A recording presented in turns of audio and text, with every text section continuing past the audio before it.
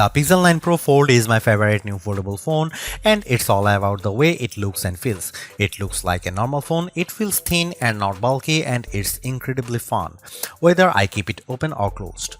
The AI features are powerful, maybe even too powerful, and the huge inner screen is the best canvas for the Pixel Studio image generator or the reimagined photo editing. It falls short of the flat Pixel 9 Pro in many ways, but it makes up the difference when you open up the tablet hidden in your phone. The Pixel 9 Pro Fold is a weird hodgepodge of premium and basic parts. It has Google's latest Tensor G4 chipset paired with a whopping 16GB of RAM, premium like the Pixel 9 Pro Fold. The outer display too is basic as the Pixel 9, and it can't match the brightness or the LTPO versatility of the Pixel 9 Pro's panel. The inner display is top-notch. It uses LTPO tech for a variable refresh rate of 1 to 120Hz, and it can hit brightness levels up to 2700 nits, but it isn't the sharpest display around. The OnePlus Open gives you more pixels per inch, and it has a large bezel by today's standards. The cameras offer some impressive specs like 5x optical zoom lens that makes a big difference whether you are shooting photos or recording video. Unfortunately, it has smaller sensors with fewer megapixels than any other Pixel 9 phone. Between the Tensor G4 and all the RAM, the Pixel 9 Pro Fold chugs along nicely. The phone may be underpowered compared to the Galaxy Z Fold 6 or latest iPhone model, but Google relies on its cloud and its specialized processor for so many of its AI tasks that it hardly matters. So, what if the Pro Fold takes a bit longer to make photo edits? It's making magic. In all seriousness, I am worried about the long-term viability of this chipset since Google is promising that the Pixel 9 Pro Fold will get Android OS updates for the next 7 years. Google is making 3 big claims about the Pixel 9 Pro Fold design. This is the thinnest foldable phone you can buy. The inside screen is biggest display ever packed into a phone. This is also the most durable foldable Pixel phone yet. At least one of those claims seems highly suspect. When I showed the Pixel 9 Pro Fold to iPhone toting friends and family, they were all amazed without fail. It's the first foldable that looks normal. They all said, how normal? It isn't just that the front is the exact same size and shape as Pixel 9. Being thin helps a lot. The Pixel 9 Pro Fold is so thin that it's less bulky than my iPhone 15 Pro Max if I keep the iPhone in a case. On the other hand, the big cover display means the Pixel 9 Pro Fold has the biggest inner display on any foldable phone, even bigger than the Honor Magic V3 that I can't buy. It has a noticeable bezel, but it isn't thick or silly looking, like the pool deck surrounding the original Pixel Fold. The crease on the inner screen is still a crease, just as with every foldable phone I have seen. The crease gets less noticeable with every new foldables, but it's still there. What can you do? The Pro Fold does have the nicest hinge I have seen, with the fewest bits poking through the mechanism. The Pixel 9 Pro Fold has a normal cover display. It's the same display as on the Pixel 9, and sometimes being normal counts for a lot. On a foldable phones, it counts every time you don't feel like opening the phone. If the cover display is weird, the phone isn't as fun to use. The Pro Fold cover display is incredibly bright and colorful, and I could barely see the difference between these phones and my Pixel 9 Pro. The inner display is like a dream. It's nearly a square, so unfortunately movies don't usually fill the big screen, but videos and shows still look bigger and better inside than out. Web pages are much easier to read and navigate. Maps are an entirely new world of navigation, but photo editing is the star of the show. It's so much easier to edit photos on the big Pixel 9 Pro Fold inner display that I am surprised Google doesn't show every AI demonstration on its foldable. If you are questioning the fun and utility of AI tools before, seeing them on the big display makes things more clear.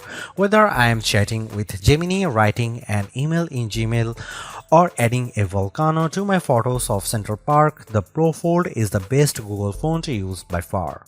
In bright outdoor light, the Google Pixel 9 Pro Fold excels. I used the phone extensively for photo work in bright sunlight along with all the other major foldable phones for comparison.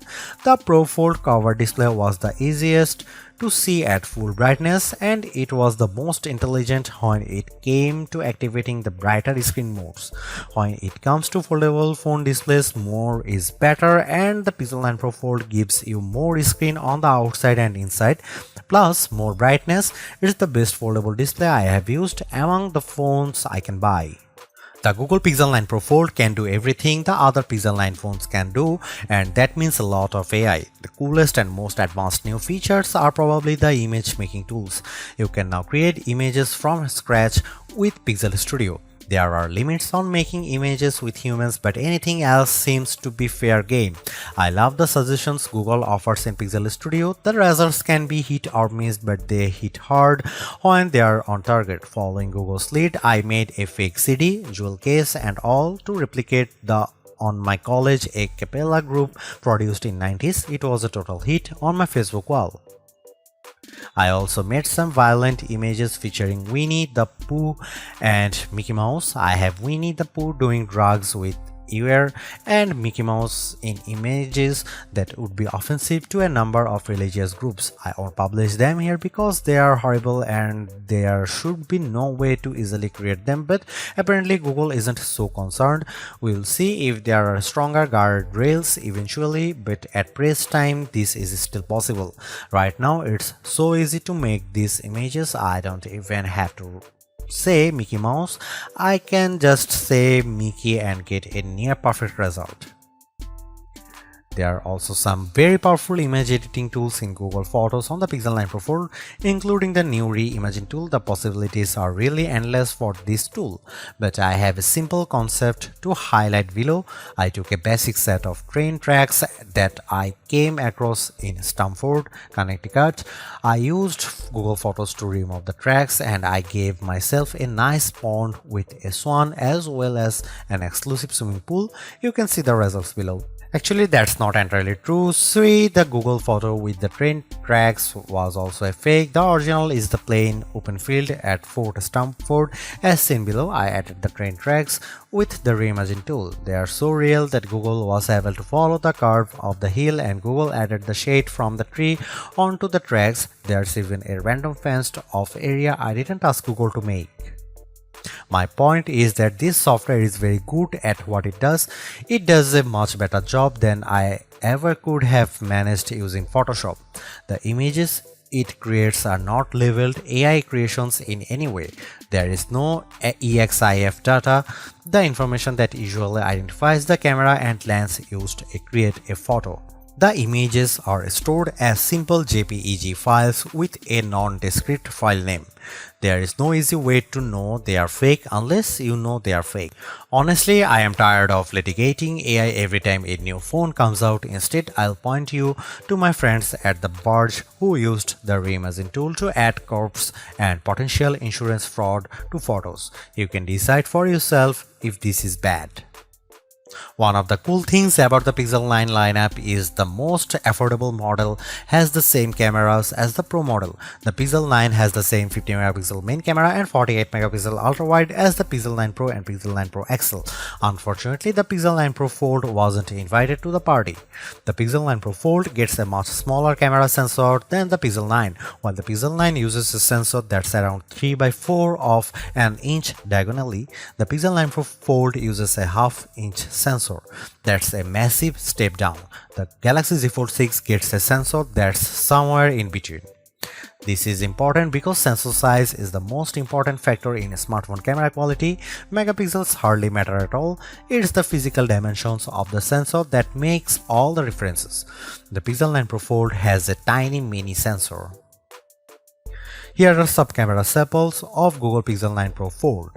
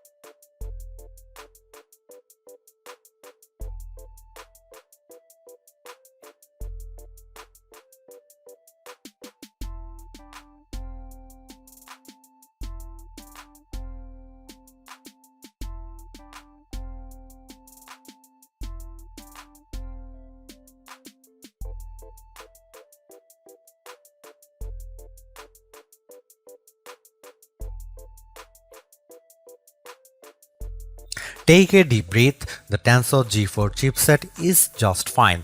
It isn't the fastest around and it might feel slow sometimes, especially if you try to multitask and run AI tools all at once. Still, there is nothing you can't do on the Pixel 9 Pro Fold.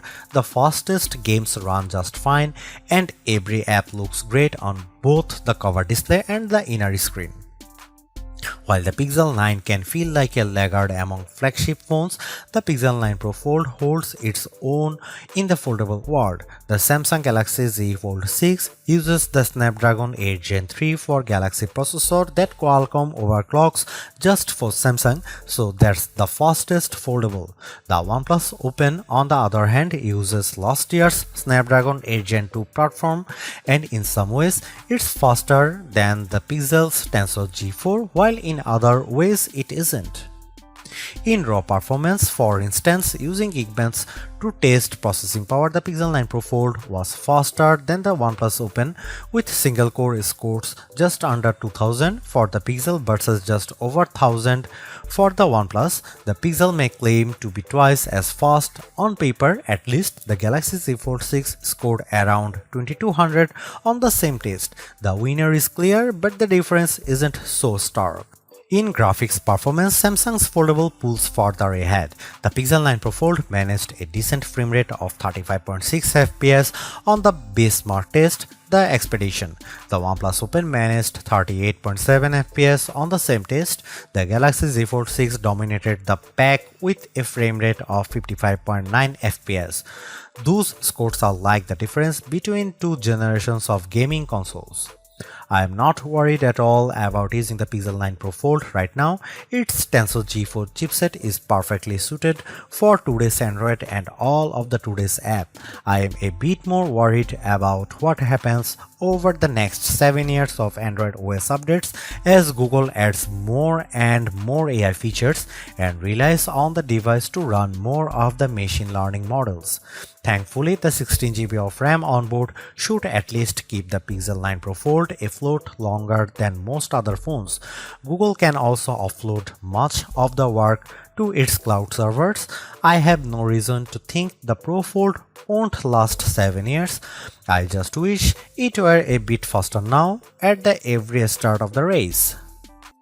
The Pixel 9 Pro Fold makes folding phones make sense to me. It's more like a normal phone than ever, but it's also not completely like using a normal phone. By opting for a phone that folds, you are still making trade-offs.